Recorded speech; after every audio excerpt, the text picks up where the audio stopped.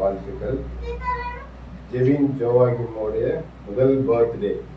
1 வருடங்கள் கர்த்தர் அவரை கண்ணின் கருவழி போல பாதுகாத்து இந்த 1 வருட பிறந்த நாளை காண செய்தது நிமித்தமாக நாம் ஒருமித்து கூடி வந்திருக்கிறோம்.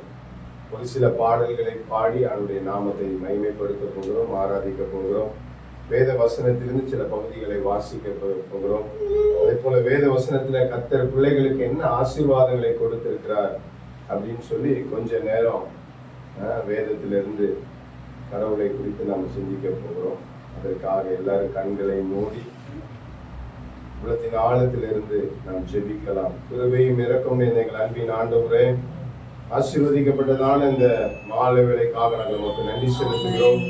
இந்த மாலை வேளையில இந்த திரு சமூகத்துல அதுவே அன்பு பிள்ளை நிமித்தம் இந்த திரு சமூகத்துல கடந்து வர நீர் பாராட்டின கிருபைக்காக நமக்கு ஸ்தோத்திரம். 1 வருடங்கள் நீர் கண்ணின் கருவழி போல பாதுகாத்ததற்காக நமக்கு ஸ்தோத்திரம். அதுவே அந்த நாட்களை கர்த்தாவை நன்றி செலுத்தும்படியாக இந்த திரு சமூகத்தில் நாங்கள் கடந்து வந்திருக்கும் பொழுது தேவனுடைய பிரசன்னம் எங்களோடு நிரப்புவீராக. ஒவ்வொரு பகுதியிலும் உடைய பிரசன்னம் இருக்கட்டும். அதுவே வந்தவர்கள் வந்தபடி செல்லக்கூடாது. உடைய ஆசீர்வாதங்களை, உடைய சுகத்தை, உடைய சமாதானத்தை பெற்று அதுவே தம்பி நிமித்தம் நாங்களும் ஆசீர்வதிக்கப்பட கர்த்தருக்கு பாராட்டுகிறோம். பிரசனத்துக்கு அர்ப்பணிக்கிறோம். எந்த டிஸ்டர்பன்ஸ் இல்லாத எங்களை கர்த்தர் பாதுகாத்துக்கிறோம். அர்ப்பணிக்கிறோம். இயேசுவின் நாமத்தில் ஜெபிக்கிறோம் நல்ல பிதாவே, ஆமென். சிங்க குட்டிகள் தாழ்ச்சி அடைந்து பட்டினியாயிருக்கும் கர்த்தரை தேடுகிறவர்களுக்கு ஒரு நன்மையும் குறையக்கூடாது என்று சொல்லி சங்கீதங்களின் புத்தகம் 34:10 வாசிக்கிறோம்.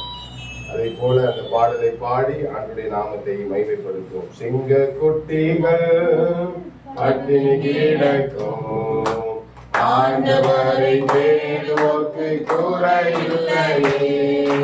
சிங்க குட்டிகள் பட்டினி கிடக்கும், ஆண்டவரை தேடுவோர்க்கு குறையில்லையே.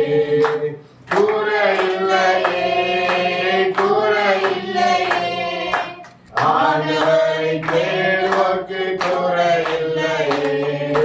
குறையில்லையே, ஆண்டவரை தேடுவோர்க்கு குறையில்லையே. சிங்க குட்டிகள் பட்டினி கிடக்கும், ஆண்டவரை தேடுவோர்க்கு குறையில்லையே. உள்ளுள்ள இடங்களிலே என்னை மேய்க்கின்றார். உள்ளுள்ள இடங்களிலே என்னை மேய்க்கின்றார். தண்ணீரனை கோட்டி சென்று தாகம் தீர்க்கின்றார். தண்ணீரனை கோட்டி சென்று தாகம் தீர்க்கின்றார்.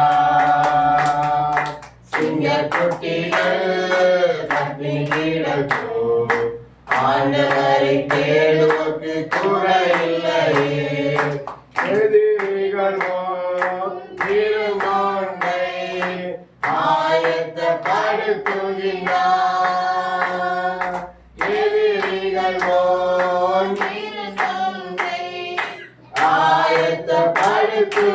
ஆயத்தப்படுத்துகிறார். என் தலையை எண்ணெயினால் அபிஷேகம் செய்கின்றார். என் தலையை எண்ணெயினால் அபிஷேகம் செய்கின்றார். சிங்க குட்டிகள் பட்டினி கிடக்கும், ஆண்டவரை தேடுவோர்க்கு குறையில்லையே. ஆத்துமாவை தேற்றுகிறார், ஆவி பொழிகின்றார். ஆத்துமாவை தேற்றுகிறார், ஆவி பொழிகின்றார். ஜீவனுள்ள நாட்களெல்லாம் கிருபை என்னை தொடரும். ஜீவனுள்ள நாட்களெல்லாம் கிருபை என்னை தொடரும். சிங்க குட்டிகள் பட்டினி கிடக்கும், ஆண்டவரை தேடுவோர்க்கு குறையில்லையே. என்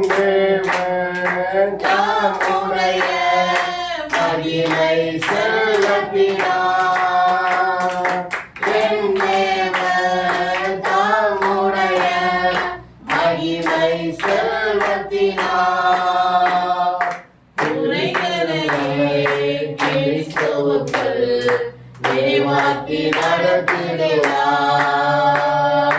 குறைகளை கிறிஸ்துவுக்குள் நிறைவாக்கி நடத்திடுவார்.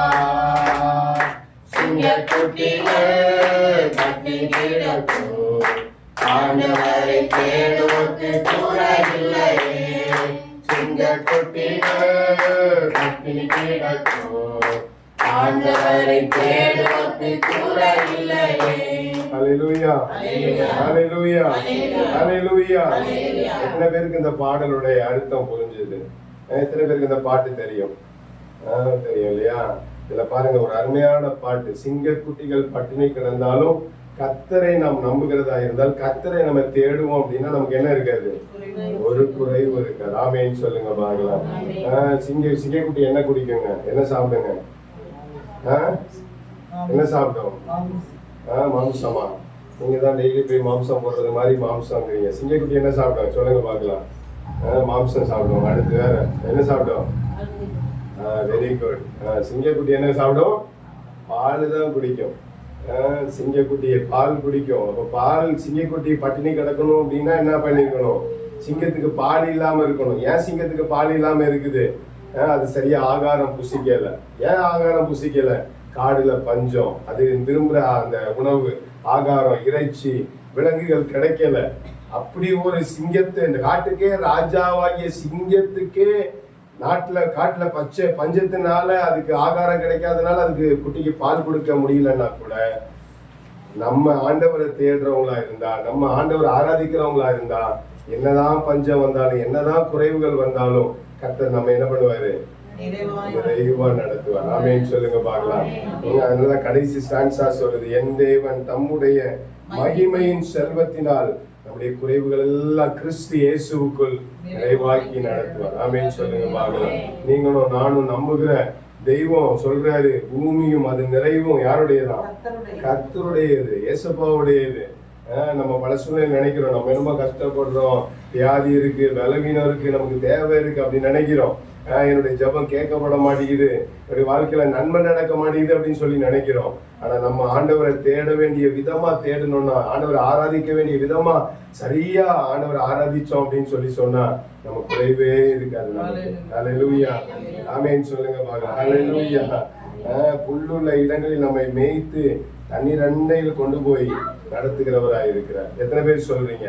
குறைவில்லையே, குறைவில்லையே, ஆண்டவரை தேடுவோர்க்கு குறைவில்லையே, குறைவில்லையே, குறைவில்லையே, ஆண்டவரை தேடுவோர்க்கு குறைவில்லையே.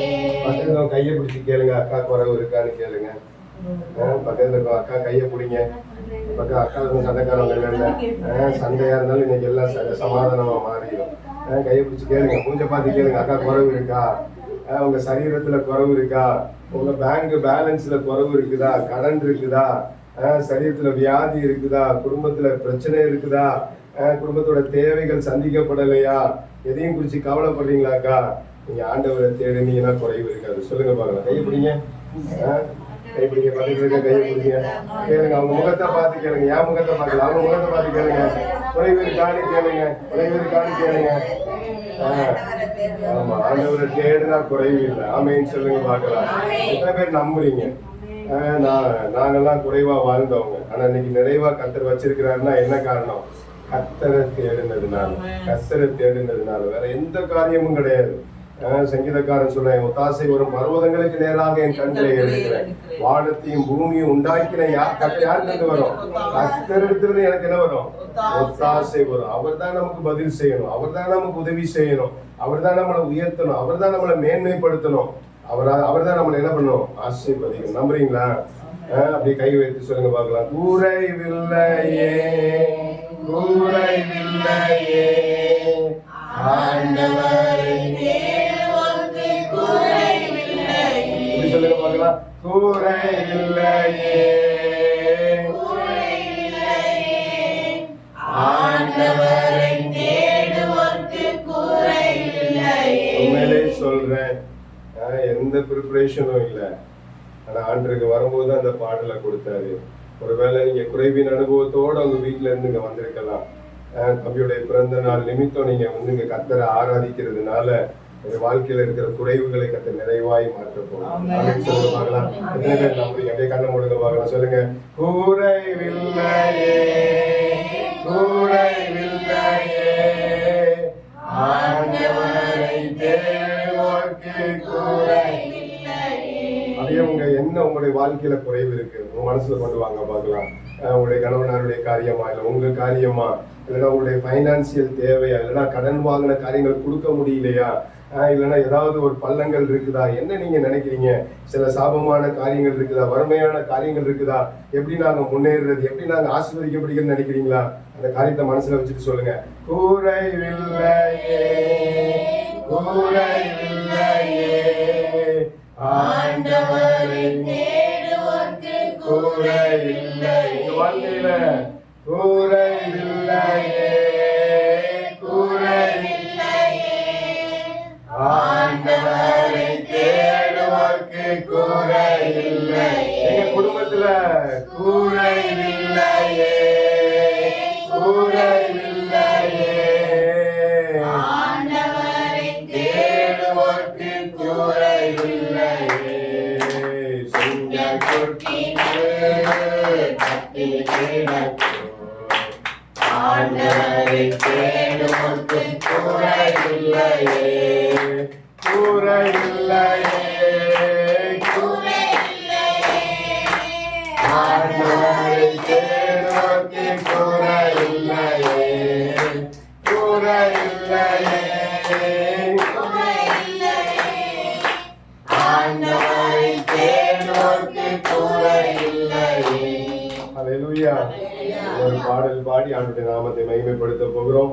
மகிழ்வோம், மகிழ்வோம், தினமாக மகிழ்வோம், இயேசு நம் சொந்தமாகினார். ஹல்லேலூயா. அநேக சொந்தங்கள் நமக்கு இருக்கலாம். சொந்தத்தின் மூலமா சில சண்டைகள் தான் வரலாம், வறுமைகள் பிரச்சனைகள் தான் வரலாம். ஆனா ஆண்டவர் நமக்கு சொந்தமா மாறினா, இயேசு நம்மளை படைத்த கடவுள் நமக்கு சொந்தமா மாறினா நம்ம எப்பவுமே மகிழ்ச்சியா இருப்போம். ஆமென் சொல்றீங்களா? உங்களுக்கு ரெண்டு காரியம் தான். ஒண்ணு, உங்களுடைய குறைவு மாறப்போகுது. ரெண்டாவது என்னது?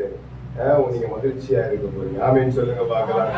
மகிழ்வோம், மகிழ்வோம், மகிழ்வோம், இயேசு ராஜன் சொந்தமாகினார். மகிழ்வோம், மகிழ்வோம், மகிழ்வோம், இயேசு ராஜன் சொந்தமாகினார்.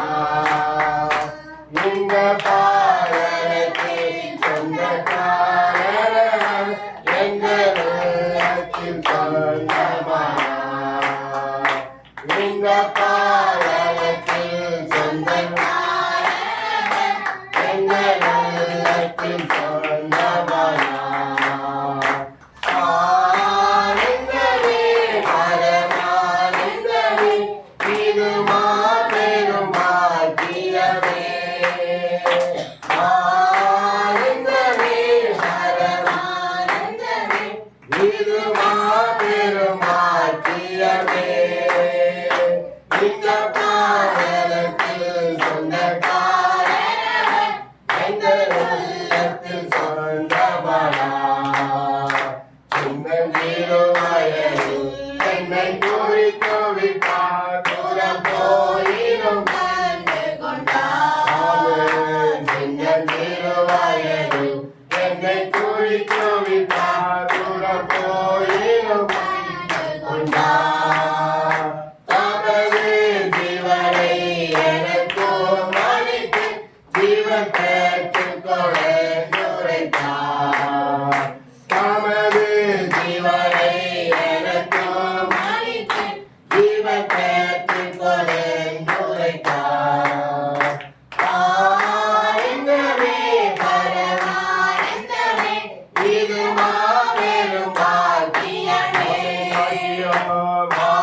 ஆனந்தமே, பரமானந்தமே, இது மாபெரும் பாக்கியமே.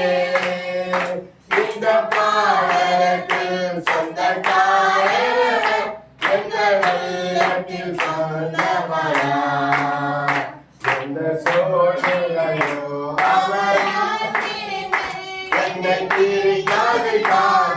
கொள்வார். எந்த சூழ்நிலையும் அவர் காத்துக் கொள்வார். என்னை நம்பியவர் அந்த பொறுப்பதனை அவர் வரும் வரை காத்துக் கொள்வேன். என்னை நம்பியவர் அந்த பொறுப்பதனை அவர் வரும் வரை காத்துக் கொள்வேன். ஆனந்தமே பரமானந்தமே இது மாபெரும் பாக்கியமே. ஆனந்தமே பரமானந்தமே இது மாபெரும் பாக்கியமே. இந்த பாதலத்தில் சொந்தக்காரர் எங்கள் உள்ளத்தில் சொந்தமரார். அவர் வருவாரில் என்னை கரமசைத்து அன்பை கூப்பிட்டு சேர்த்துக் கொள்வார். அவர் வருவாரில் என்னை கரமசைத்து அன்பை கூப்பிட்டு சேர்த்துக் கொள்வார். அவர் சமூகமதில் அங்கே அவருடனே ஆடி பாடிய மகிழ்ந்திடுவேன். அவர் சமூகமதில் அங்கே அவருடனே ஆடி பாடிய மகிழ்ந்திடுவேன். ஆனந்தமே பரமானந்தமே இது மாபெரும் பாக்கியமே. ஆனந்தமே பரமானந்தமே இது மாபெரும் பாக்கியமே. இந்த பாதலத்தில் சொந்தக்காரர் எங்கள் உள்ளத்தில் சொந்தமரார். இந்த பாதலத்தில் சொந்தக்காரர் எங்கள் உள்ளத்தில் சொந்தமரார். ஹல்லேலூயா. இதுக்கு எல்லாரும் கொஞ்ச நேரம் இணைந்து சில நிமிஷங்கள் மாத்திரம் நம்ம ஆண்டவரை ஆராதிக்க போகிறோம். ஹல்லேலூயா, ஹல்லேலூயா. இந்த ஜனத்தை எனக்கென்று ஏற்படுத்தினேன், அவர்கள் என் துதியை சொல்லி வருவார்கள் என்று சொல்லி பரிசுத்த வேதாகமத்துல வாசிக்கிறோம். உங்களை என்னையும் படைத்தது ஆண்டவரை ஆராதிப்பதற்கு. எத்தனை பேர் ஆமேன்னு சொல்லுங்க. நமக்கு அநேக நேரத்துல அந்த ரகசியம் தெரியல. நம்ம நினைக்கிறோம் நல்லா கல்யாணம் பண்றதுக்கு, நல்லா பிள்ளை குட்டிகளை பேக்கிறதுக்கு, நல்லா காடு கரவெல்லாம் வாங்குறதுக்கு, பிள்ளைகளை எல்லாம் கல்யாணம் பண்ணி நல்லா கொடுக்கணும். ஓகே, அதெல்லாம் கரெக்ட் தான். கர்த்தர் அதெல்லாம் செய்வார், அதெல்லாம் நிறைவா செய்வாரு. ஆனா ஆண்டவர் நம்மளை படைத்ததோட நோக்கம் அவரை ஆராதிப்பது. ஆமேன்னு சொல்லுங்க பார்க்கலாம். உங்க கஷ்ட சூழ்நிலையில கடவுளை ஆராதிச்சு பாருங்க. உங்களுடைய பலவீன சரீரத்துல ஆண்டவர் ஆராதிச்சு பாருங்க. உங்களுடைய குறைவின் அனுபவத்துல கர்த்தரை ஆராதிச்சு பாருங்க. உங்களுடைய குறைவுகள் எல்லாம் கர்த்தர் நிறைவாக்குவார். நான் இயேசுவின் நாமத்துல சொல்றேன், இன்னைக்கு வந்து நீங்க ஆராதிக்கிறீங்கன்னா இந்த நாளிலிருந்து நீங்க கவலைப்படுற காரியத்துல, நீங்க துக்கப்படுற காரியத்துல, இது நடக்குமா நீ ஏங்குற காரியத்துல கடவுள் உங்களுக்கு ஒரு அற்புதங்களை செய்வார். நம்புறீங்களா? அது எல்லாரும் கண்களை மூடி ஆண்டவருக்கு நன்றி செலுத்துங்க பார்க்கலாம். அதுவே ஜெவி நிமித்தம் கர்த்தர் எங்களை கூட்டி வந்ததுக்காக நன்றின்னு சொல்லுங்க பார்க்கலாம். இயேசுவே நன்றி ஆண்டவரே, எங்களை கொண்டு வந்திருக்க முகாந்திரம் உண்டு. ஆண்டவரே யாருமே திட்டமிடல, எனக்கு தெரியாது நான் அப்படி வருவேன்னு சொல்லி. சார் நினைச்சிருக்க மாட்டாங்க இப்படி ஒரு கூட்டம் வைப்போம்னு சொல்லிட்டு. நீங்க நினைச்சிருக்க மாட்டீங்க உங்களுக்கு எல்லாம் அழைப்புதல் வரும், நீங்க வரணும் அப்படிங்கிறது உங்களுக்கு தெரிஞ்சிருக்காது. ஆனா கர்த்தர் உங்களை குறித்த நோக்கம் கொண்டிருக்கிறாரு. இந்த வில்லேஜ்ல நிறைய பேர் இருக்கிறாங்க, உலகத்துல நிறைய பேர் இருக்கிறாங்க. எல்லாரையும் கர்த்தர் தெரிந்து கொள்ளல, உங்களை தெரிந்து கொண்டிருக்கிறாரு. என்ன தெரிந்து கொண்டிருக்கிறார்? நன்றி செலுத்துங்க பார்க்கலாம். ஹல்லேலூயா, ஹல்லேலூயா. நன்றி செலுத்துங்க, நன்றி செலுத்துங்க. ஹல்லேலூயா, ஹல்லேலூயா. இந்த குறைவுகளை நிறைவாக்குகிற ஆண்டவர் இயேசு கல்வாரி சிலுவையில குறைவை அனுபவித்ததற்கு காரணம் உங்களை நிறைவாக்குவதற்காக, உங்களை ஆசீர்வதிப்பதற்காக, உங்களுடைய பலவீனங்களை மாற்றுவதற்காக, உங்களுடைய குறைவுகளை கண்டு நிறைவாக்குறதற்காக. ஹல்லேலூயா, ஹல்லேலூயா. அந்த வீட்டுல வரும்போது ஒரு காரியம் ஃபீல் பண்ணேன். ரைட் சைட்ல அப்படியே இந்த பக்கம் ஒரு வலி, ஒரு வேதனை. கர்த்தர் உங்களுக்கு கர்த்தர் சுகத்தை கொடுப்பாரு. ஆமேன் சொல்லுங்க, ஆமேன் சொல்லுங்க பார்க்கலாம். ஹல்லேலூயா. எல்லாரும் கண்களை மூடி ஆண்டவரை துதிங்க, ஆண்டவரை துதிங்க. ஆண்டவர் யாரெல்லாம் துதிக்கிறீங்களோ உங்க மத்தியில கர்த்தர் இறங்கி வர போகிறா. உங்களுடைய குறைவுகளை கர்த்தர் நிறைவாக்க போகிறாரு. நீங்க பாடின மாதிரியே குறைவில்லைன்னு சொல்ல போறீங்க. இந்த வாழ்க்கையில் இருக்கிற குறைவுகளை இயேசு நிறைவாக்கினாரு சொல்ல போறீங்க. சங்கீதக்காரன் 23ஆம் சங்கீதத்துல சொல்றான், என் பாத்திரம் நிரம்பி வழிகிறது, என் பாத்திரம் நிரம்பி வழிகிறது. உங்களுடைய பணக்காரியங்களை கர்த்தர் நிறைவா நிறைவாய் நடத்த போகிறார். உடைய சரீரத்துல கத்த நல்ல நிறைவாய் நடத்த போகிறார். உடைய குடும்ப தேவைகளை கத்த நிறைவாய் நடத்த போகிறார். எல்லாரும் நன்றி சொல்லுங்க, எல்லாரும் நன்றி சொல்லுங்க பார்க்கலாம். ஹல்லேலூயா, ஹல்லேலூயா. தீபாலா சந்தராதி ஆண்டனா அப்பாவுடைய பிரசன்னம் வெளிப்படுவதாக, உடைய மகிமை வெளிப்படுவதாக, மகிமை வெளிப்படுவதாக. எப்பாடுடைய சூழ்நிலை மாறும் நினைக்கிறீங்க, எப்பாடுடைய சூழ்நிலை மாறும், இந்த காரியத்துக்கு எப்ப முற்றுப்புள்ளி வரும்னு சொல்லி நினைக்கிறீங்க.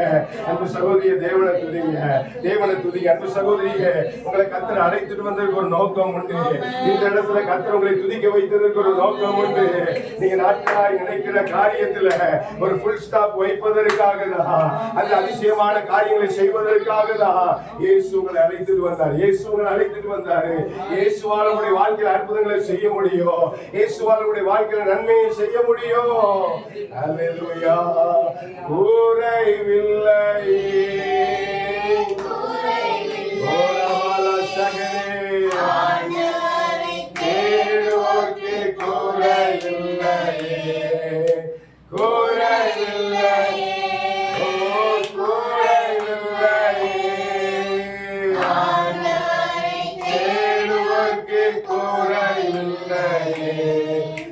ஒரு காரியம் பார்க்கிறேன்.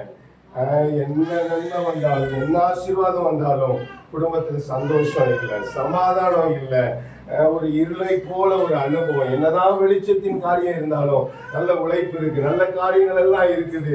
ஆனா நம்ம நினைக்கிறது மாதிரி, விரும்புறது மாதிரி சந்தோஷமா இருக்க முடியல, சமாதானமா இருக்க முடியல, ஆசீர்வாதமா இருக்க முடியல, மற்றவங்கள மாதிரி நம்மளால வாழ்ந்து சுகித்திருக்க முடியலன்ற ஒரு சூழ்நிலையில இன்னைக்கு கஷ்டப்படுகிற அன்பு சகோதரியே, கர்த்தர் உங்களை விடுவிக்கிறார், கர்த்தர் உங்களை விடுவிக்கிறார். நீ அவன் என்னிடத்தில் வாஞ்சியா இருக்கிறபடியா நான் அவனை விடுவிப்பேன் என்று சொன்ன ஆண்டவர், நீங்க அவரை துதிக்க துதிக்க, அவரை மகிமைப்படுத்த மகிமைப்படுத்த அவர் உங்களை ஆசீர்வதிக்கிறார். ஹல்லேலூயா. குறைவில்லை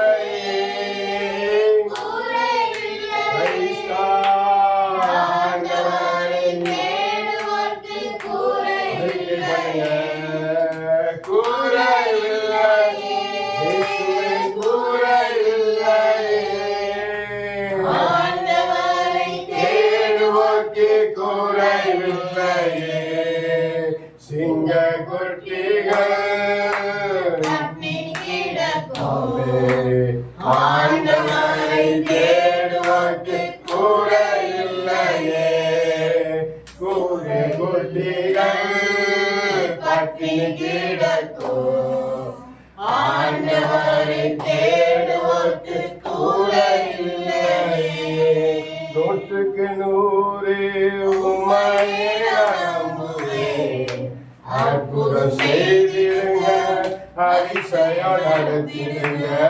100க்கு 100 உம்மையே நம்புவேன், அற்புதம் செய்திடுங்க, அதிசயம் நடத்திடுங்க. ஐஸ்வர்யம் நலமுமே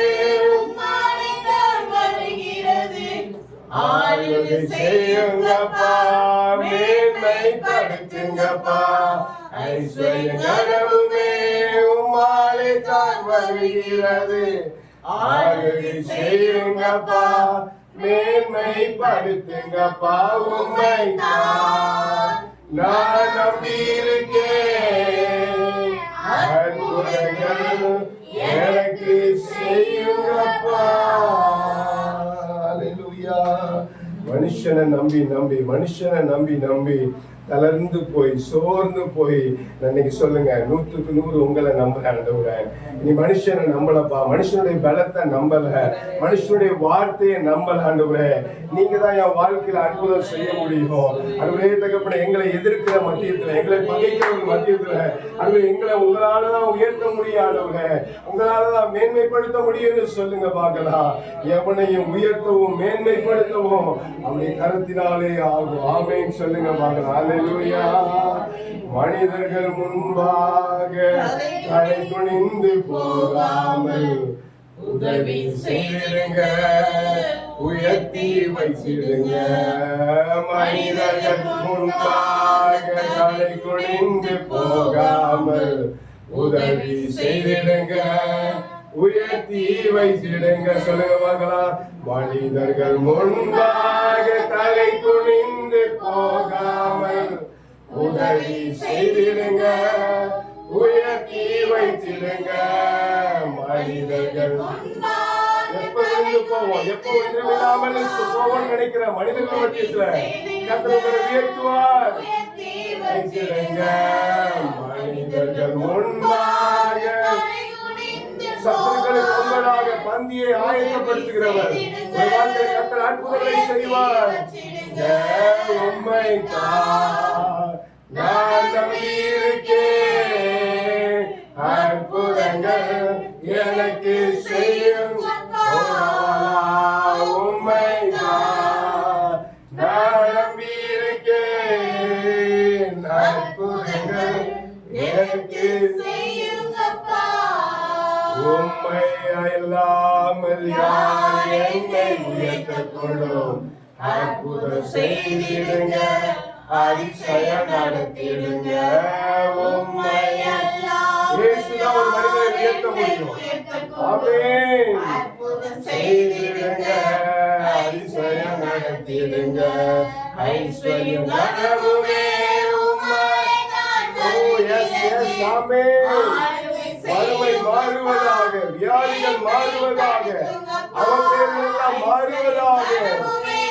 ஐஸ்வர்யமும் கனமும் ஆசீர்வாதமும் சமாதானமும் சந்தோஷமும் நிறைவாக உள்ளவதாக. படுத்துங்கப்பா ஐஸ்வர்யம் கனமுமே செய்யுங்கப்பா, மேன்மைப்படுத்துங்கப்பா ஐஸ்வர்யம் கனம். நீங்களே சொல்லுங்க பாருங்க, நீங்களே சொல்லுங்க. உங்களால உயர்த்த முடியாதவரே ஆளுகை செய்யுங்க, எங்களை மேன்மைப்படுத்துங்கப்பா. படுத்துங்கப்பா உண்மைதான் நான் எத்தனை உண்மையாய் சொல்லி எதிர்த்து சொல்லுங்க.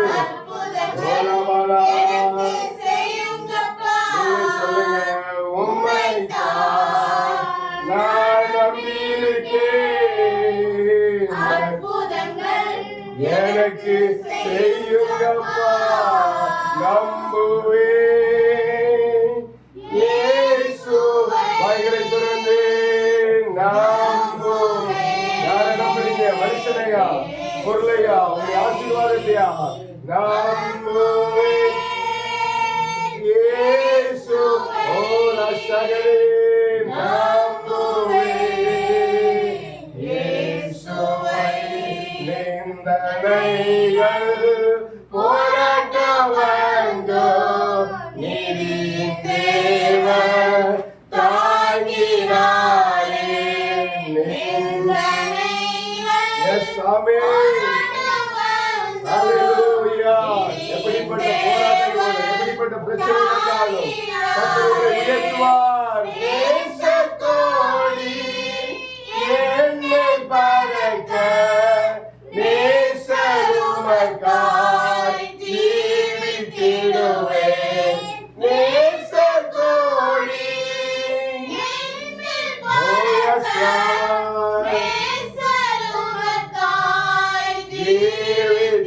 ஜீவித்திடுவேன். நம்புவேன் இயேசுவே. எல்லா நாமத்திற்கும் மேலான இயேசுவின் நாமம், அதை நாங்கள் நம்புவோம். இயேசுவை நம்புவேன், இயேசுவை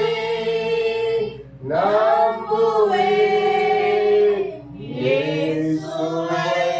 அவர் நாமம் இயேசு கிறிஸ்து.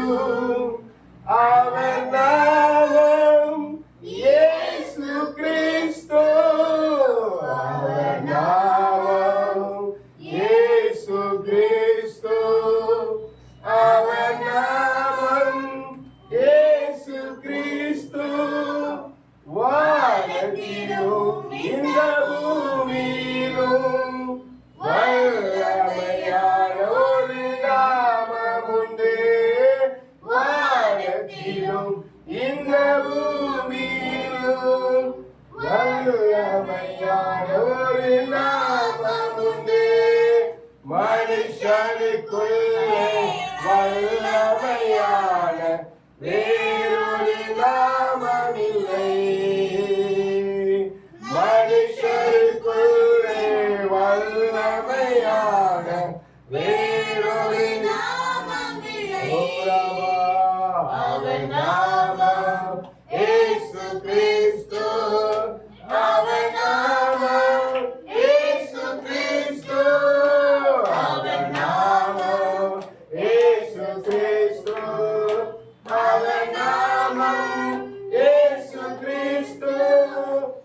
அவர் நாமத்தில் அற்புதம் நடக்கும்.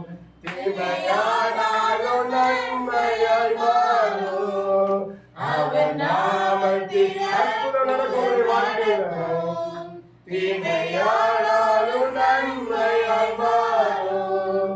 நாம் காரிய வாய்ப்பதற்கென்று வேறு நாமம் நமக்கில்லையே. நாம் காரிய வாய்ப்பதற்கென்று வேறு நாமம் நமக்கில்லையே. அவர் நாமம் இயேசு கிறிஸ்து நாமத்தை சொல்லும் பொழுது அற்புதங்கள் அதிசயங்கள். ஆமென். அவர் நாமம் இயேசு கிறிஸ்து. அவர் நாமம் இயேசு கிறிஸ்து. அப்படி எல்லாரும் வாய்களை திறந்து நாமம் அற்புதமான நாமம், நீர் அதிசயமான நாமம். ஆமென் சொல்லுங்க பாக்கலாம். ஹல்லேலூயா. அவர் நாமம் இயேசு கிறிஸ்து. அவர் நாமம் இயேசு கிறிஸ்து. அவர் நாமம் இயேசு கிறிஸ்து. அவர் நாமம் இயேசு கிறிஸ்து. ஒரு போதும் கைவிடார், ஒரு நாளும் விலகிடார். ஒரு போதும் கைவிடார், ஒரு நாளும் விலகிடார். ஒரு தாய் தேற்றுவது போல் என் நேசர் தேற்றுவார். ஹல்லேலூயா. ஹல்லேலூயா. ஹல்லேலூயா. ஹல்லேலூயா. கரம் பிடித்து நடத்துவார். கரம் பிடித்து நடத்துவார். Yes, Lord. Yes, Jesus. கரம் பிடித்து நடத்துவார். கண்மலை நிறுத்துவார். ஒரு தாய் தேற்றுவது போல் என் நேசர் தேற்றுவார். ஹல்லேலூயா. ஹல்லேலூயா. ஹல்லேலூயா. ஹல்லேலூயா. ஹல்லேலூயா.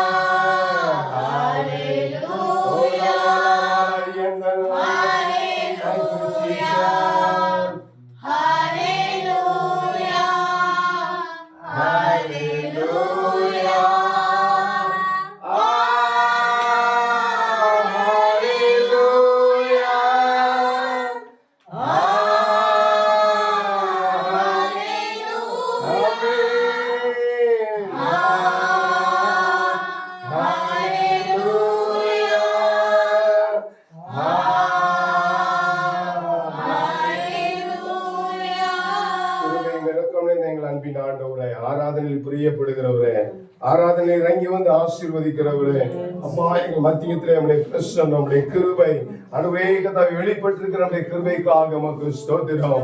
அனுவேகத்தகப்பனை ஆராதித்த, நம்மை துதித்த, நம்மை மகிமைப்படுத்தின ஒவ்வொரு பிள்ளைகளையும் நீர் ஆசீர்வதிப்பீராக. அனுவே எங்க கத்தாவை ஆராதிக்கிறாங்களோ, எங்க அம்மை மகிமைப்படுத்துறாங்களோ, அங்க கத்தாவை நீங்க இறங்கி வந்து ஆசீர்வதிக்கிற ஆண்டவர். அனுவே தகப்பனை இந்த பிறந்த நாள் நிகழ்ச்சியில அனுவே கத்தாவே தகப்பனை ஒரு அற்புதங்களை கத்த நீ செய்திருக்கிறதுக்காக ஸ்தோத்திரம். இந்த கத்தர் ஒரு பெரிய மாற்றத்தை கொடுப்பீராக. தொடர்ந்து நீங்க பொறுப்படுத்திக் கொள்ளுங்க. நம்முடைய நாமம் மகிமைப்படட்டும். இயேசுவின் நாமத்தில் ஜெபிக்கிறோம் சின்ன பிதாவே. ஆமென் ஆமென். அமர்ந்து கொள்ளலாம். வேதத்திலிருந்து ஒரு பகுதியை வாசிக்க கேட்போம். சங்கீதங்களின் புஸ்தகம் 128ஆம் சங்கீதம், அதில் 1 முதல் 6 வசனங்கள் வரை வாசிக்கலாம். கர்த்தருக்கு பயந்து அவர் வழிகளில் நடக்கிறவன் எவனோ அவன் பாக்கியவான். உன் கைகளின் பிரயாசத்தை நீ சாப்பிடுவாய், உனக்கு பாக்கியமும் நன்மையும் உண்டாயிருக்கும். உன் மனைவி உன் வீட்டோரங்களில் கனிதரும் திராட்சை கொடியை போல் இருப்பாள். உன் பிள்ளைகள் உன் பந்தியை சுற்றிலும் ஒலிவ மர கன்றுகளைப் போல் இருப்பார்கள். இதோ கர்த்தருக்கு பயப்படுகிற மனுஷன் இவ்விதமாய் ஆசீர்வதிக்கப்படுவான். கர்த்தர் சீயோனிலிருந்து உன்னை ஆசீர்வதிப்பார். நீ ஜீவனுள்ள நாளெல்லாம் எருசலேமின் வாழ்வை காண்பாய். நீ உன் பிள்ளைகளின் பிள்ளைகளையும் இஸ்ரவேலுக்கு உண்டாகும் சமாதானத்தையும் காண்பாய். கர்த்தர் நல்லவர். ஆமென் சொல்லுங்க. ஹல்லேலூயா. ஆண்டவருடைய பரிசுத்த நாமத்திற்கு மகிமை உண்டாவதாக. தேவின் முகாந்திரம் உங்களை இந்த பகுதியில பார்க்கிறதுல நான் உங்களுக்கு மிகுந்த மகிழ்ச்சி அடைகிறோம். ஆமென் சொல்லுங்க. வாங்கலாம். நீங்க எல்லாரும் பார்த்துருக்க மாட்டீங்க. அது ஆண்டரோட அம்மாவா? Okay okay. கர்த்தருக்கு ஸ்தோத்திரம். எனக்கு தெரிஞ்ச 1-2 முகம் தான் இருக்குது. ஆனாலும் அவங்களெல்லாம் எனக்கு தெரியலனாலும் இயேசுவுக்கு உங்களை தெரியும். ஆமென் சொல்லுங்க. வாங்கலாம். பக்கத்துல கையை பிடிச்சு சொல்லுங்க. அந்த ஊழியக்காருக்கு உங்களை பத்தி தெரியாம இருக்கலாம், ஆனா உங்களை பத்தி இயேசுவுக்கு தெரியும். என்ன குறைவோட வந்திருக்கீங்க இயேசுவுக்கு தெரியும். உங்களுடைய வாழ்க்கையை கர்த்தர் நிறைவாய் மாற்றுவார்னு சொல்லுங்க. ஹல்லேலூயா. வேதத்திலிருந்து 1-2 வசனங்களை மாத்திரம் நாம் தியானித்து நம்ம கேக் கட்டிங் பண்ணி தம்பியை நம்ம ஆசீர்வதித்து ஜெபிக்க போகிறோம். என்னோடு சேர்ந்து திருப்பிக் கொள்ளுங்கள்.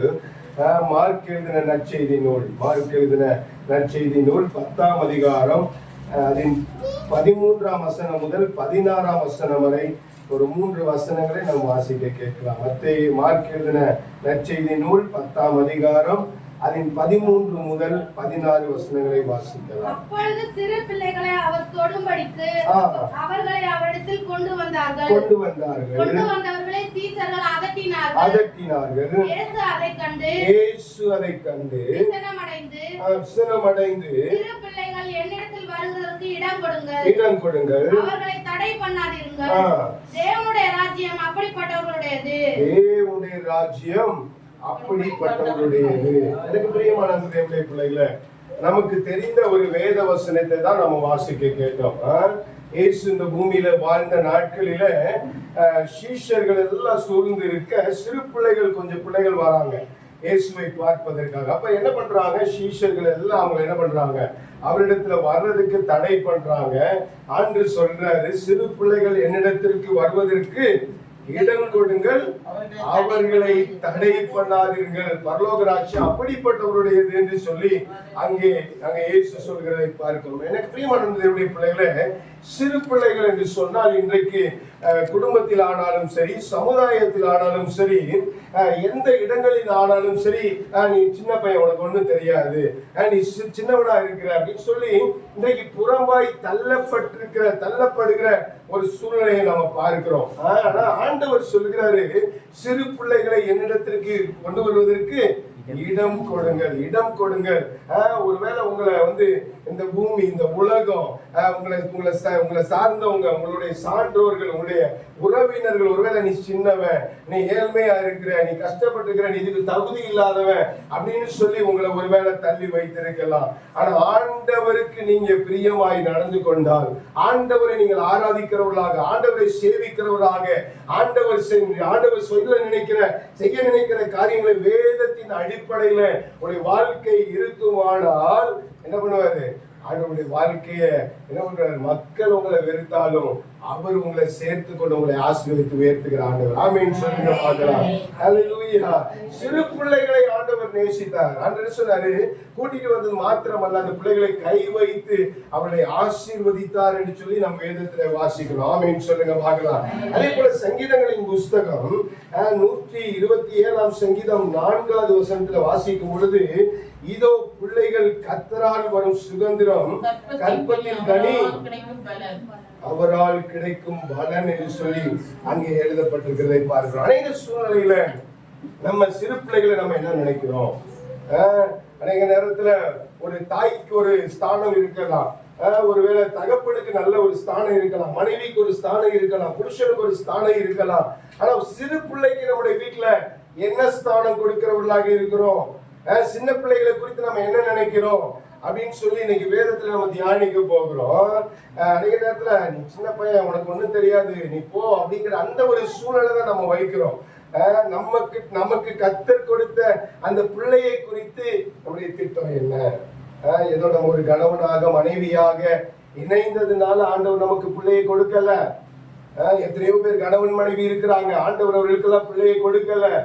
எத்தனையோ வயதாகி இள வயசு உள்ளவங்க, வயதானவங்க, ஆனா குழந்தை இல்லாம நிறைய பேர் இருக்கிறாங்க.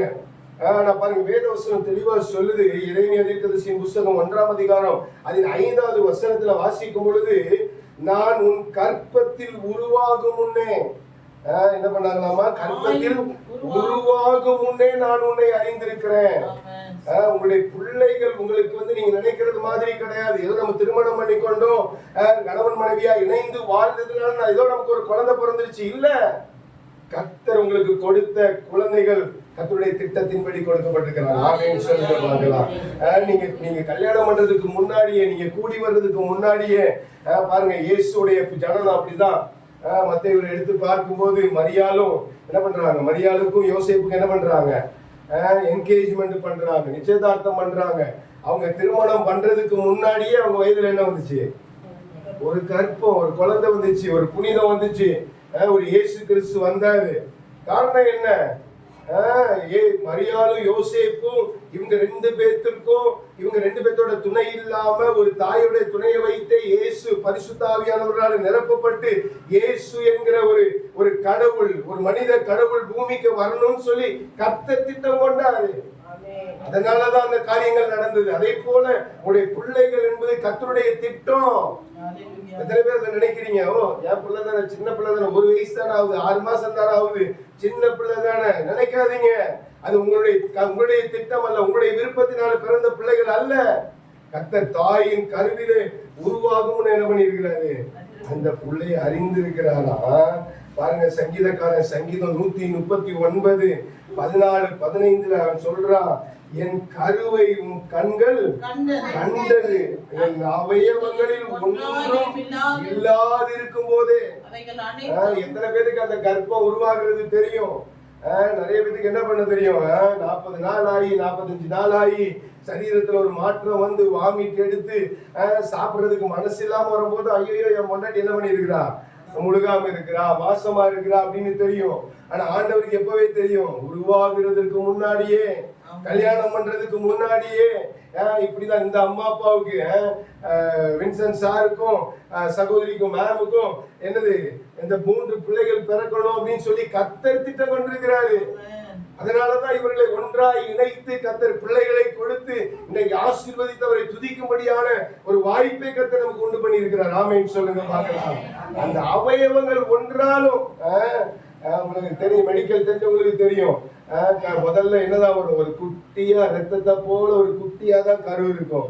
அதுக்கப்புறம் நாட்கள் ஆகும் பொழுது அது தலை வந்து அதுல இருந்து அதுக்கப்புறம் ஒவ்வொரு உறுப்பா, கை உருவாகி, கால் உருவாகி, எனக்காவது நீங்க 10 மாசம் சுமந்தப்ப, ஆமா இப்ப கல்லீரல் வந்துருச்சு, இப்ப மண்ணீரல் வந்துருச்சு, எனக்காவது நீங்க பாத்துருக்கீங்களா? கிட்னி வந்துருச்சு, கை வந்துருச்சு, கால் வந்து ஒன்னும் தெரியாது நமக்கு. 10 மாசம் கழிச்சு அந்த பிரசவ காலம் நெருங்கும் போது, அந்த நாட்கள் வரும்போது தான் நமக்கு என்ன தெரியும்? எனக்கு ஒரு ஆம்பளை பிள்ளை பிறந்திருக்கான், எனக்கு ஒரு பொம்பளை பிள்ளை பிறந்திருக்கான். அது வரைக்கும் கை வந்துச்சா, கால் வந்துச்சா ஒன்னும் தெரியாது. ஆண்டவர் சொல்றாரு, கை கால் இதெல்லாம் வர்றதுக்கு முன்னாடியே என் புஸ்தகத்துல நான் எழுதிட்டேன்ப்பா. என் புஸ்தகத்துல இந்த மாதிரி ஜெவின் எப்படி பிறப்பான், என்ன கலர்ல பிறப்பான், என்ன கிலோல பிறப்பான், அவன் கை கால் எல்லாம் எப்படி அப்பாவை மாதிரி இருக்கணுமா, அம்மாவை மாதிரி இருக்கணுமா, அவன் எவ்வளவு ஆண்டுகள் இந்த பூமியில இருக்கணும், அவனுக்கு என்ன ஆசீர்வாதங்கள்லாம் கர்த்தர் கொடுக்கிறாரு, எல்லாத்தையும் எழுதிட்டாரு. நம்ம நினைக்கிறோம், அநேக நேரத்தில் நம்ம கவலைப்படுறோம், ஐயோ எனக்கு அது இல்லை பாஸ்டர், இது இல்லை, அது இல்லை. ஒன்ன குறிச்சும் கவலைப்படாதீங்க. ஆண்டவரை நீங்க துதிப்பதற்கு தெரிந்துக்கோங்க, ஆண்டவரை ஆராதிக்கிறதுக்கு தெரிந்துக்கோங்க, வேத வசனத்தின்படி வாழ்வதற்கு உங்களை தெரிந்துக்கோங்க. கர்த்தருடைய வாழ்க்கையில அற்புதங்களை செய்வார். ஆமென் சொல்லுங்க பார்க்கலாம். ஏசாயா 43:1 வாசிக்கிறோம்.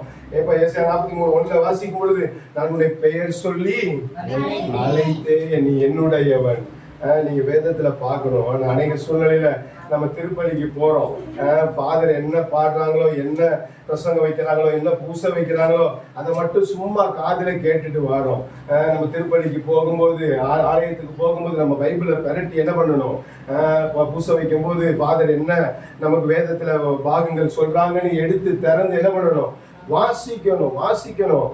ஃபாதர் திருப்பலி வச்சுட்டு என்ன தலைப்புல பேசுறாங்களோ அதை வீட்டுல வந்து வாசிச்சு, இயேசு எனக்கு என்ன சொல்றாரு, என் கடவுள் எனக்கு என்ன சொல்றாரு, நான் எப்படி வாழணும்னு விரும்புறாரு, என்னுடைய வாழ்க்கையில எப்படிப்பட்ட ஆசீர்வாதங்களை தர்றாரு, நம்ம வேதத்தை நம்மளா சுயமா என்ன பண்ணணும், வாசிச்சு பார்க்கணும், தியானிச்சு பார்க்கணும். நிறைய பேர் சொல்லுவாங்க, ஃபர்ஸ்ட் இந்த வசனம்லாம் பைபிள்ல தான் இருக்கான்னு சொல்லுவாங்க. நீங்களும் அப்படிதான் சொல்றீங்கன்னு நினைக்கிறேன். பக்கத்துல இருக்க அக்காவை பார்த்து கேளுங்க, அக்கா நீங்க அப்படிதான் சொல்றீங்களான்ட்டு கேளுங்கம்மா. பக்கத்துல இருக்க அக்காவை பார்த்து கேட்க மாட்டேங்கிறீங்களே, சோத்திரம். ஆமே. நீங்க கூட அப்படிதான் நினைப்பீங்க, இந்த வசனம் இதுலதான் இருக்கா ஃபாதர்? ஆமா, இதுலதான் இருக்குது. எல்லாமே இதுல ஆண்டு எழுதி வச்சிருக்காரு. நம்ம கற்பத்துல உருவாகிறதுக்கு முன்னாடியில இருந்து சாகுற வரைக்கும் என்னெல்லாம் நம்ம வாழ்க்கையில நடக்கும், எப்படியெல்லாம் நடக்கும், அதெல்லாம் சரியா நடக்கும், நான் என்னெல்லாம் செய்யணும்னு சொல்லி எல்லா ஆலோசனையும் எங்கதான் எழுதி வச்சிருக்காரு. நீங்க வச்சிருக்கிற இந்த புத்தகத்துல தான் எழுதி வச்சிருக்கேன். எத்தனை பேருக்கு எத்தனை பேர் வீட்டுல இந்த புத்தகம் இருக்கு? பத்திரமா வைக்காதீங்க, திறந்து படிங்க. ஆமீன்னு சொல்லுங்க பார்க்கலாம். பக்கத்துல கையா காக்கா பிடிச்சி சொல்லுங்க, அக்கா நல்லா தொடச்சி வைக்காதீங்கக்கா, நல்லா படிங்கக்கான்னு சொல்லுங்க. சொல்லுங்கம்மா, சொல்லுங்க. ஆமா, கர்த்தருக்கு ஸ்தோத்திரம். ஆமீன்னு சொல்லுங்க பார்க்கலாம். அல்லேலூயா. ஆமா, பேர் சொல்லி அழைக்கிற ஆண்டவர். பாருங்களேன், இப்ப நான் என்ன சொல்ல விரும்புறேன்னா, நம்ம பிள்ளைகளை எப்படி வளர்க்கணும். இவ்வளோ காரியங்கள் ஆண்டு செஞ்சுக்க, கருவை கண்டேன்றாரு, கை காலெல்லாம் வர்றதுக்கு முன்னாடியே வந்து உங்களை பார்த்துருக்கேன்னு சொல்றாரு, உனக்கு பேர் சொல்லிட்டேன்றாரு. சார் வந்து ஜெவின் ஜோவாகிம்னு வைக்கிறதுக்கு முன்னாடியே ஆண்டவர் என்ன பண்ணிட்டாரு, ஜெவின் ஜோவாகிம்ன்றத வின்சன் சன் ஆஃப் வின்சன் எழுதிட்டாரு. கற்பத்துல உருவாகிறதுக்கு முன்னாடி, இவங்க எல்லாம் உண்டாகிறதுக்கு, இவங்க எல்லாம் 2 பேரும் இணைந்து திருமண வாழ்க்கையை தொடர்றதுக்கு முன்னாடியே எழுதிட்டாரு. இவருக்கு 2 பிள்ளைங்க இருப்பாங்க, இந்த பேர் உள்ள பிள்ளைங்க. அதுக்கப்புறம் ஒரு பையனை கர்த்தர் கொடுப்பாரு, அந்த பையனுக்கு இந்த பேர் இவர் வைப்பாருன்னு எல்லாத்தையும் ஆண்டவர் எழுதிட்டாரு.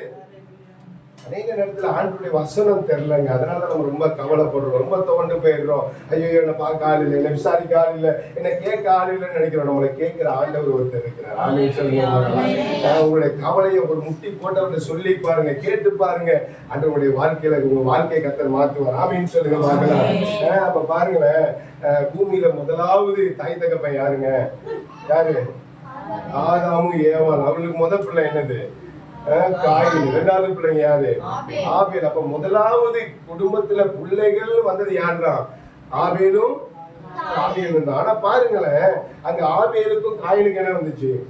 சண்டை வந்து ஒருத்தருக்கு என்ன பண்ணிக்கிட்டாங்க? வெட்டிக்கிட்டாங்க. என்னங்க பிரச்சனை? என்ன பிரச்சனை? எதனால வெட்டிக்கிட்டாங்க? 2 பேரும் என்ன பண்றாங்க? ஆண்டவர்கிட்ட போய் காணிக்க வைக்கிறாங்க. ஆனா ஆண்டவர் சொல்றாரு, ஆதியாகமத்தின் புஸ்தகம் 1:2 வாசிக்கும் பொழுது, இல்லைன்னா 4:4 வாசிக்கும் போது, ஆபேலையும் ஆபேலின் காணிக்கையும் கர்த்தர் என்ன பண்றாரு? ஆசீர்வதித்தார், அங்கீகரித்தாரு.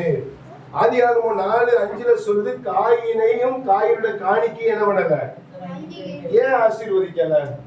ஒருவேளை காயின் அழுகுன கத்திரிக்காய் கொடுத்திருப்பானோ? ஒருவேளை நொண்டியா இருக்கிற கண்ணுக்குட்டி ஆடு கொடுத்திருப்பானோ? இல்ல. எதனால ஆண்டவர் அப்படி பண்ணாருன்னு சொல்லி சொன்னா, அங்க போட்டது தெளிவா, காயினையும் காயின் காணிக்கையையும், ஆபேலையும் ஆபேலின் காணிக்கையையும். நம்ம நினைக்கிறோம், கோயிலுக்கு போய் நம்ம காணிக்கை போட்டுட்டா, நம்ம நேர்த்தி செஞ்சு ஒரு நேர்த்தி கடனை பண்ணி ஒரு காரியங்களை செஞ்சுட்டா கடவுள் நம்ம மேல பிரியப்பட்டுருவார் நம்ம நினைக்கிறோம்.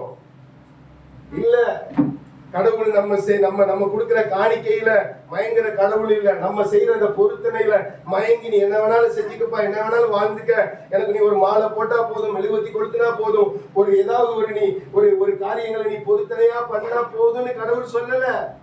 கடவுள் அப்படி நினைக்கல. கடவுள் முதல்ல நம்ம மேல பிரியப்படணும். பாருங்க, ஆபேலையும் ஆபேலின் காணிக்கையும் நம்மள கர்த்தர் முதல்ல அங்கீகரிச்சாதான் நம்முடைய காணிக்கை என்ன பண்ணுவாரு? அங்கீகரிப்பாரு. நம்முடைய பிள்ளைகள் பாத்தீங்க அப்படின்னு சொல்லி சொன்னா, எப்படிப்பட்ட பிள்ளைகளா நம்ம வளர்க்கிறோம். இன்னைக்கு நீங்க என்ன எப்படி விரும்புறீங்க? ஆபேலா வளர்க்க விரும்புறீங்களா, காயினா வளர்க்க விரும்புறீங்களா? பக்கத்துல அக்காவை பார்த்து கேளுங்க, என்னக்கா எப்படிக்கா வளர்க்க விரும்புறீங்கன்னு கேளுங்க பார்க்கலாம். எப்படி வளர்க்குறீங்க? ஒரு 3 காரியம் மட்டும் நான் சொல்லி முடிச்சிடறேன். நீங்க இருக்கிறத பார்த்தா எப்படா இவர் முடிப்பாருன்னு பாக்குற மாதிரி பாக்குறீங்க. அப்படிலாம் ஒண்ணும் இல்ல. பக்கத்துல பார்த்து கேளுங்க, அப்படியாக்கான்னு கேளுங்க. ஐயோ இவன் என்னடா இது, நம்ம வின்சென்ட் பண்ண வேலையை பாரு, ஏதோ அங்க பட்டணத்துல இருந்து ஒருத்தரை கொண்டு வந்தாரு, அவர் என்னமோ கோட்டு சூட்டுன்னு போட்டுட்டு வந்துட்டு அருவாட்டுக்கு பேசிட்டு இருக்காரு, எப்பப்பா முடிப்பாருன்னு நீங்க பாக்குற மாதிரி இருக்குது. அப்படியா இல்லையா?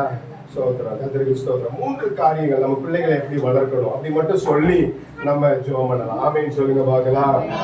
முதல்ல நம்ம பிள்ளைகளை எப்படிங்க வளர்க்கணும்? நீதிமொழிகள் 22ஆம் அதிகாரம் அதில் 6வது வசனத்தை வாசிங்க பார்க்கலாம். பிள்ளையானவன் நடக்க வேண்டிய வழியிலே அவனை நடத்து. போதும். பிள்ளையானவனை நீ நடக்க வேண்டிய வழியில நடத்து. எனக்கு பிரியமான அன்பு சகோதரனே, சகோதரியே, அன்பு தாயே, அன்பு தகப்பனே, உங்களுடைய பிள்ளைகளை நீங்க நடக்க வேண்டிய வழியில நடத்துறீங்களா? ஒருவேளை நீங்க பெற்றெடுத்த பிள்ளைகள் ஒருவேளை 2 வயது, 3 வயது, 5 வயது, 7 வயது, 10 வயதுன்னு இருக்கலாம். ஆனா உங்களுடைய பிள்ளைகளை நீங்க எப்படி நடத்துறீங்க? ஆண்டவர் நினைச்சிருந்தா வானத்திலிருந்து குழந்தைகளை போட்டுக்க முடியும். ஆனா ஆண்டவர் அப்படி பண்ணல. ஒரு தகப்பனையும் தாயையும் உண்டாக்கி, ஒரு குடும்பத்தை உண்டாக்கி, அதன் மூலமாய் பிள்ளைகளை குறித்ததன் நோக்கம் ஒரு தகப்பனும் தாயும் பிள்ளைகளை நடத்த வேண்டிய வழியில் என்ன பண்ணணும்? நடத்தணும். பாருங்க, ஆதியாகமம் 18ஆம் அதிகாரம் 19வது வசனத்துல வாசிக்கும் பொழுது, ஆபிரகாம் தன் பிள்ளைகளுக்கு கர்த்தரின் வழியை சொல்லி கொடுத்தான். எப்பா இப்படிதான்ப்பா வசனம் சொல்லுது, இப்படிதான்ப்பா நியாயப்பிரமாணம் சொல்லுது, இப்படிதான்ப்பா வேதத்துல எழுதி இருக்குது, இப்படிதான்ப்பா சட்ட புஸ்தகத்துல எழுதி இருக்குது, நீ இப்படிதான் நடக்கணும், இப்படிதான் வாழணும், இப்படிதான் செய்யணும். உங்க பிள்ளைங்களுக்கு கத்துக் கொடுக்குறீங்களா? 10 கற்பனை தெரியுமா? என்ன தெரியும்? 10 கற்பனை தெரியுமா? 10 கற்பனை உங்க பிள்ளைங்களுக்கு தெரியுமா? தெரியுமா? உங்களுக்கு மட்டும் தெரியும். இன்னும் பாருங்க, இன்னும் கொஞ்ச நாள் போச்சுன்னா நம்ம பிள்ளைக்கே தெரியல. உங்க பேரனை பேத்திக்கு உங்களுக்கு தெரியுமா? பிள்ளைங்களுக்கு தெரியுமா? தெரியாது. நீங்க சொல்லி கொடுக்கணும். 10 கற்பனை இது, பரமண்டல ஜெபம் இது, நம்ம ஜெபிக்கிறவங்களா இருக்கணும், நம்ம கடவுளை தேடணும், நம்ம கடவுளை ஆராதிக்கணும், நம்ம தூய்மையான வாழ்க்கை வாழணும். என்ன 10 கற்பனையில் என்ன போட்டுருக்குதுங்க? முதலாவது கற்பனை என்னங்க? என்னையின்றி நம்ம வேற யாரையும் தெய்வமா வச்சுக்க கூடாதுப்பா. ஜீவிக்கிற கடவுள் ஒருத்தர் இருக்கிறாரு. எல்லாரும் ஒவ்வொன்றையும் கும்பிட்டுக்கிட்டு இருக்கும் போது நம்ம கடவுள் பாரு, அவர் ஜீவிக்கிறாரு. மரித்த கடவுளை நம்ம கும்பிடல. இன்னைக்கு அவரோட கல்லறை திறந்து வச்சிருக்குது. அப்படி ஒரு ஜீவிக்கிற கடவுளை அவரை எங்கெல்லாம் நோக்கி கூப்பிடுறோம், அந்த இடத்துல இறங்கி நம்மளை ஆசீர்வதிக்கிற கடவுளை தேடுறோம். நீங்க சொல்லி கொடுக்கணும். ஆமென் சொல்லுங்க. நீதிமொழிகள் 1ஆம் அதிகாரம் 8வது வசனத்துல வாசிக்கிறோம், தகப்பன் புத்தியை கேள், தாயின் போதகத்தை. ஆமா, தாய் போதிச்சுக்கிட்டே இருக்கணும், வேத வசனத்தை போதிச்சுக்கிட்டே இருக்கணும். 2வது பிள்ளைங்களை நம்ம என்ன பண்ணணும்? நீதிமொழிகள் 22:15 வாசிங்க பார்க்கலாம். பிள்ளைய முதல்ல நடக்க வேண்டிய வழியில நடத்தணும். 2வது என்ன பண்ணணும்? பிள்ளையின் நெஞ்சில் மதியினம் ஒட்டி இருக்கும். அது தண்டனை பிரம்பு. எத்தனை பேருக்கு புரிஞ்சிச்சு? தேவையான போது நம்முடைய பிள்ளைகளை கண்டிக்க வேண்டிய விஷயத்துல கண்டிக்கணும், அடிக்க வேண்டிய விஷயத்துல என்ன பண்ணணும்? அதுல கையை பிடிச்சு சொல்லுங்க. நீங்க அடிச்சு வளர்க்கலன்னா ஒரு வயசுல உங்களை 2 மிதி மிதிப்பான். பிள்ளை என்ன சொல்லணுமா? என்ன சொல்லியிருக்கு வசனம்? பிள்ளையார் தானே பிள்ளையின் நெஞ்சில் என்ன பண்ணி இருக்குமா? மதியினம், ஞானம் இல்லாத தன்மை, புத்தி இல்லாத தன்மை ஒட்டி இருக்கும். அது என்ன பண்ணுமா? நம்ம அடிக்கிறதுனால பிள்ளை என்ன பண்ணுவானாமா? அது என்ன பண்ணுவா? தண்டனை திரும்ப அதை என்ன பண்ணும்? மாற்றும். நிறைய பேர் பிள்ளைய அடிச்சு வளர்க்க மாட்டாங்க. நாங்கெல்லாம் பாருங்க, பிள்ளைங்களை அடிக்க வேண்டிய விஷயத்துல அடிக்காம விடுறதே இல்லை. அதுக்காக நீங்க உடனே பொண்டாட்டி மேல உள்ள கோபத்துல, புருஷன் மேல உள்ள கோபத்துல உலக்கையை போட்டு 2 இடி இடிச்சிடக்கூடாது. பாவம் அப்புறம் பிள்ளைங்க.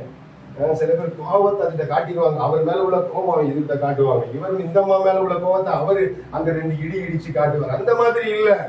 பிள்ளைங்க செய்யற தப்ப புரிஞ்சுக்கிட்டு அவங்க எப்படி தண்டிச்சா அதை திருந்துவாங்க, ஒத்துக்குவாங்க, பிள்ளைங்களுக்கு பாதிப்பு வராதுன்னு புரிஞ்சு என்ன பண்ணணும்? ஆமா, நான் அடிக்கிறதுக்கு முன்னாடி நல்லா யோசிச்சு பிளான் பண்ணி தான் அடிப்பேன். பாருங்களேன், பக்கத்துல பார்த்து கேளுங்க, பிளான் பண்ணி அடிப்பீங்களாக்கா அப்படின்ட்டு. நீங்க பாட்டு மத்தக்கட்டையை போட்டு மண்டையில் அடிச்சிடக்கூடாது. அதுக்கப்புறம் நீங்க தான் என்ன பண்ணணும்? தையல் போடுறதுக்கு ஹாஸ்பிட்டலுக்கு கூட்டிகிட்டு போகணும். அப்படி இல்லை. ஒரு சின்ன பெரம்பை வச்சு ஒரு சின்ன குச்சியை வச்சு நல்லா இடுப்பு கீழே 2 சாத்து கொடுக்கணும். இது கேட்பியா, இதை செய்ய மாட்டியா, இப்படிதான் நம்ம நடக்கணும், இப்படிதான் இருக்கணும் அப்படின்னு சொல்லி நம்ம என்ன பண்ணணும், பிள்ளைங்களை தண்டிக்கிறவங்களா இருக்கணும். வசனம் சொல்லுது பாருங்களேன், நீதிமொழிகள் 23ஆம் அதிகாரம் 14-15 வசனத்துல வாசிக்கும் போது, நீ பிறம்பினால் அடிப்பதினால பாதாளத்துக்கு தப்பு வைப்பாயா. உங்க பிள்ளை எங்க போகணும்னு நினைக்கிறீங்க? எங்கக்கா போகணும்னு நினைக்கிறீங்க? உங்க பிள்ளை பரலோகம் போகணுமா, பாதாளம் போகணுமா? அப்ப என்னதான் பண்ணணும் நீங்க? அதுக்காக இன்னைக்கு போகும்போது ஒரு குச்சை நல்லா பெருசா உடைச்சிட்டு போய் பார்த்து நல்லா அடிக்க சொன்னாரு, அடிச்சுடாதீங்க. தப்பு செஞ்சா அவங்களை கண்டிச்சு தண்டனை கொடுத்து அவர்களை சரிப்படுத்துவது ஒரு தகப்பன் தாயோடைய பொறுப்பு. ஆமீன் சொல்லுங்க பார்க்கலாம். நீதிமொழிகள் 3ஆம் அதிகாரம் 12வது வசனத்துல வாசிக்கும் பொழுது, தகப்பன் நேசிக்கிற புத்திரனை சிட்சிக்கிறது போல பாருங்க, யார கர்த்தர் நேசிக்கிறாரோ அவங்க என்ன பண்ணுவாரு, சிட்சிப்பாருன்னு வசனம் சொல்லுது. அதே மாதிரி எபேசியர் 6ஆம் அதிகாரம் 4வது வசனத்துல பார்க்கும்போது, கர்த்தருக்கேற்ற சிச்சையிலும் போதனையில என்ன பண்ணணும், அவர்களை வளர்க்கணும். சும்மா காணாமணியமா அடிச்சுட்டு கதவை சாத்திட்டு போயிடக்கூடாது. அடிச்சு 2 நல்லா அந்த டைமிங் 4 கொடுத்துட்டு அப்புறம் எல்லாம் கொஞ்சம் சமாதானம் கூப்பிட்டு, நம்ம நான் அடிச்சது இருக்குதான், உன்னுடைய நல்லதுக்காக தான், நீ இப்படிதான் இருக்கணும் கடவுள் விரும்புறாரு. நம்ம மற்றவங்கள மாதிரி இல்ல, நமக்குன்னு ஒரு சட்ட புத்தகம் இருக்குது, நம்ம எப்படி வாழணும்னு சொல்லி என்ன இருக்குது, சட்ட புத்தகம் இருக்கு, இதுபடிதான் வாழணும்னு சொல்லி பிள்ளைங்களுக்கு என்ன பண்ணணும், போதனை பண்ணணும். 3வது காரியம் பாருங்க, கொஞ்சம் கஷ்டமான காரியம். வாசிங்க 1 தீமோத்தேயு 4ஆம் அதிகாரம் 12வது வசனம் வாசிங்க பார்க்கலாம். 1 தீமோத்தேயு 4:12. உன் இளமையை குறித்து ஒருவர் உன்னை அசட்டை பண்ணாதபடிக்கு நீ வார்த்தையிலும் நடக்கையிலும் அன்பிலும் ஆவியிலும் விசுவாசத்திலும் கற்பிலும் விசுவாசிகளுக்கு மாதிரியாயிரு. 3வது நம்ம என்ன பண்ணணும்னா, நீங்க தான் மாதிரியா இருக்கணும். பக்கத்துல கையை பிடிச்சு சொல்லுங்க, நீங்க தான் என்ன பண்ணணும், கணவன் மனைவி இருந்தீங்கன்னா பக்கத்துல கையை பிடிச்சு சொல்லுங்க, நீங்களும் நானும் பிள்ளைகளுக்கு மாதிரியா இருக்கணுங்க. முதல்ல என்ன பண்ணணுங்க, பிள்ளைய நடத்த வேண்டிய வழியை நடத்தணும். 2வது என்ன பண்ணணும், பிள்ளைங்களை தண்டிச்சு வளர்க்கணும், அடிச்சு வளர்க்கணும். 3வது என்ன பண்ணணும், மாதிரினா என்னங்க, ரோல் மாடல். உங்களுக்கு நீங்க சொல்லுங்க பாருங்க, மாதிரினா என்னது, புரியல? உதாரணம். உங்களை பார்த்து சொல்லணும், அப்பா மாதிரி இருக்கிற ஒரு உதாரணம். உங்களை சொல்ல முடியுமா? நீங்க சொல்ல முடியும், உங்க அப்பா மாதிரி நீ இருப்பா, உங்க அம்மா மாதிரி நீ இருப்பா. அப்பா என்ன பண்ணிட்டு இருப்பாரு, அப்பா காலையில் சாயங்காலம் ஆகும்னா அவர் மாதிரி இருக்க சொல்ல முடியாது. இந்த அம்மா அவரை நல்லா எதிர்த்து பேசும், இந்த அம்மா மாதிரியும் என்ன பண்ண முடியாது. அப்புறம் இப்படி பிள்ளை தெரிந்தோம், நிறைய பேர் சொல்லுவாங்க, அச்சையா பிள்ளை இப்படி பண்றான், அச்சையா பிள்ளை இப்படி பண்றான். ஆனா நீங்க சரியா இருக்கீங்களா? முதல்ல கணவன் மனைவியா இருக்கிற நீங்க சரியா இருக்கணும். நீங்க சரியா ஞாயிற்றுக்கிழமை திருப்பலிக்கு போகணும், நீங்க சரியா வீட்டுல விவிலியத்தை வாசிக்கணும், நீங்க வீட்டுல ஜெபம் செய்யணும், நீங்க ஒழுக்கமா பொய் பேசாம நீங்க ஒருத்தருக்கு ஒருத்தர் கணவன் மனைவி அன்பா இருக்கணும். பழைய காலத்து மாதிரி இல்லை, நீங்க வளர்ந்த காலங்கள் மாதிரி இந்த காலங்கள் இல்லை. உங்க காலத்துல உங்க அப்பா ஒரு நாக்கை திருத்தினா நீங்க என்ன பண்ணுவீங்க, அப்படியே ஆஃப் ஆகி அப்படியே அமைதியா பயந்து இருந்துருவீங்க. இன்னைக்கு உங்க பிள்ளைங்க நாக்கை திருத்தினா என்ன பண்ணும், நைட்டா நீங்க தூங்கும் போது என்ன பண்ணிடும், ஆமா அந்த மாதிரி பண்ணிடும். இந்த மாதிரிதான் இருக்குது இப்ப இந்த காலங்கள். நம்ம எப்படி நம்ம பிள்ளைங்களை திருத்த முடியும்னா, நம்ம வாழ்ந்து காட்டி, நம்ம சரியா இருந்து, நம்ம மாதிரிகையா இருந்து, நம்ம என்ன தமிழ்ல சார் சொன்னாங்க, என்ன உதாரணமா எங்க அப்பா மாதிரி இரு சொல்லணும். எங்க அப்பா அம்மா, உங்க அப்பா மாதிரி இருடா, உங்க அம்மா மாதிரி இரு. அப்ப அம்மா எப்பவும் ஜெபிக்கிறவங்களா இருக்கணும், வேத வாசிக்கிறவங்களா இருக்கணும். அப்பா எப்பவும் மனைவிக்கு எப்படி இருக்கணும், உண்மை உள்ளவரா இருக்கணும். சம்பாதித்து நல்லா கொண்டு வந்து காசு கொடுக்கிறவரா இருக்கணும். வரும்போதே போட்டுட்டு வந்து 4 மிதிக்கிறவரா இருக்கக்கூடாது. வரும்போதே எண்ணத்தை போட்டு 4 கெட்ட வார்த்தை போட்டு ஏசலான்னு சொல்லி நினைச்சு வரக்கூடாது. பைபிள் சொல்லுது, கெட்ட வார்த்தை உங்களுடைய வாயிலிருந்து புறப்படலாகாது. அப்புறம் ஒரே சாபம், ஐயோ புருஷன் கொண்டாடி பேசிக்கிற சாபத்தை பார்க்கணும், ஐயோ நீ இப்படி போயிருவ அப்படி போயிருவ. பார்த்தா கேட்டும் பக்கத்து வீட்டுக்காரன் பேசுறான்னு பார்த்தா கடைசி என்னவா இருக்குது, புருஷனையே பேசுறாங்க, மனைவியவே பேசுறாங்க. வசனம் சொல்லுது, துதித்தலும் சபித்தலும் ஒரு வாயில் என்ன பண்ணாது. ஆமா, அது மாதிரி பக்கத்து வீட்டுக்குள்ள ஏதாவது ஒரு கம்பு குச்சி செடி மரம் வளர்ந்துருச்சுன்னா, கோழி கீழி போயிடுச்சுன்னா, பக்கத்து வீட்டுல பேசுற பேச்சு, நீங்க அப்படி பேசுறீங்களா? ஸ்தோத்திரம். அப்படிலாம் நம்ம பேசக்கூடாது. ஆமேன்னு சொல்லுங்க பாக்கலாம். அப்படி நம்ம இருந்தோம்னா தான் நம்ம பிள்ளைகளை என்ன பண்ண முடியும். நம்ம பிள்ளைகளை எப்படி வளர்க்கணும்? போதித்து வளர்க்கணும். இரண்டாவது கண்டித்து வளர்க்கணும். மூணாவது வாழ்ந்து காட்டி நீங்க வளர்க்கணும். ஆமேன்னு சொல்லுங்க பாக்கலாம்.